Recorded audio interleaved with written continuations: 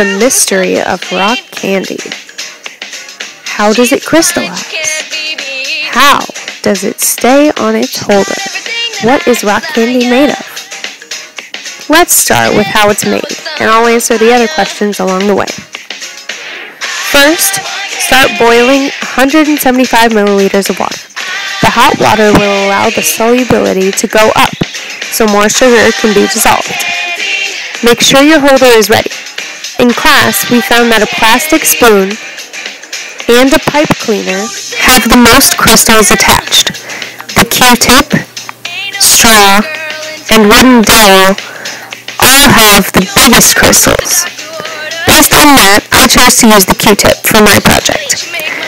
After your holder is ready and your water is boiling, it's time to add the sugar. You're going to want to dump about 1,000 grams of your solute, which is the sugar, into your solvent, which is the boiling water. This should give you a supersaturated solution. This means that there's a little bit more sugar in the water than the water can handle, which is just what we want.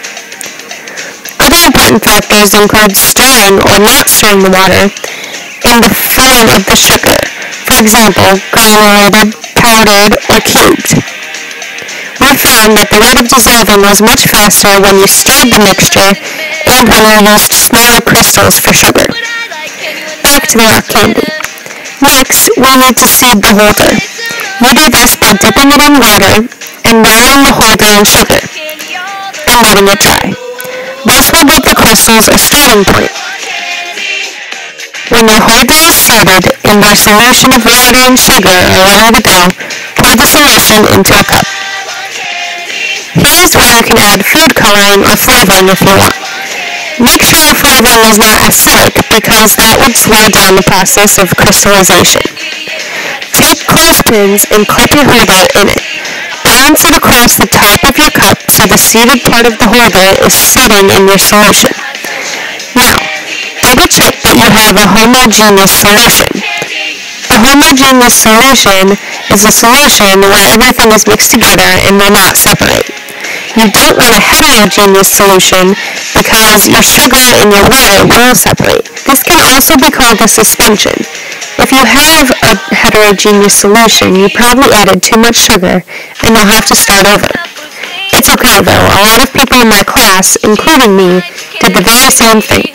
But once we learned more about saturated and supersaturated solutions, we knew what had gone wrong. In the process of making rock candy, we're actually making a saturated or possibly a supersaturated solution. Remember when I said hot water has a high solubility level? Well, cold water has a low solubility level. So when you have your hot mixture and it has tons of sugar in it, and it cools down, all that sugar has no idea where to go. So it comes out of the water and it attaches to your holder. And that's what makes your rock candy.